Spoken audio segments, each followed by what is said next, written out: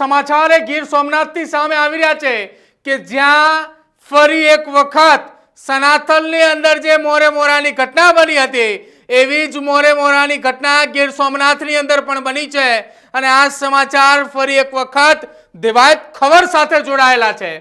સનાથલના ડાયરામાં દેવાયત ખબરને કોઈએ મોરે મોરો આપ્યો હતો અને હવે ગીર સોમનાથના એ જંગલ વિસ્તારની અંદર દેવાયત ખબરે કોકને મોરે મોરો આપ્યો છે આવા સમાચારો મળી રહ્યા છે।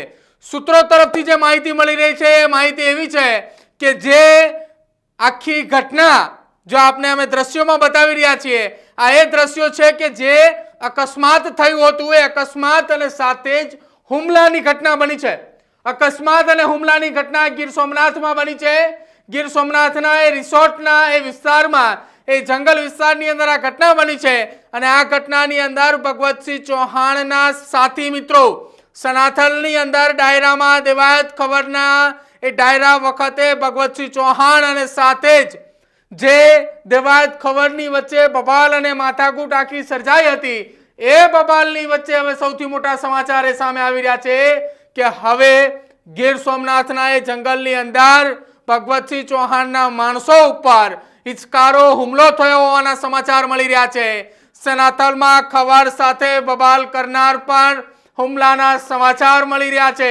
ધ્રુવરાજસિંહ ચૌહાણ પર આજે વહેલી સવારે એક હુમલો થયા હોવાના સમાચાર સામે આવ્યા છે।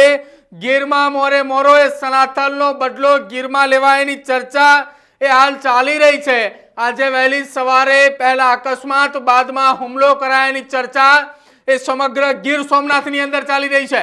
ન્યૂઝરૂમમાં એ ન્યૂઝરૂમ પાસે ન્યૂઝરૂમના સૂત્રોએ જે દાવો કર્યો છે એ દાવા દરમિયાન હુમલા સમયે દેવાયત ખબરની પણ ત્યાં હાજરી હોવાની વાત સામે આવી રહી છે।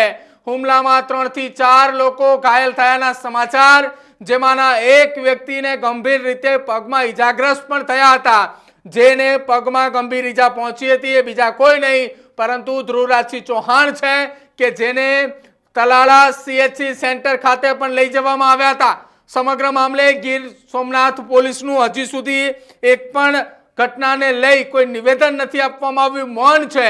આખી ઘટનામાં પ્લાનિંગ સાથે હુમલો પણ કરાયાના સમાચાર છે। ધ્રુવરાજસિંહની ગાડીને ભારે નુકસાન પણ પહોંચ્યું છે। જો કે સનાથલની બબાલ વખતે દેવાયત ખબરની ગાડીને પણ નુકસાન પહોંચ્યું હતું। દેવાયત ખબરની ગાડી સનાથલના તળાવમાંથી પોલીસે બહાર કાઢી હતી।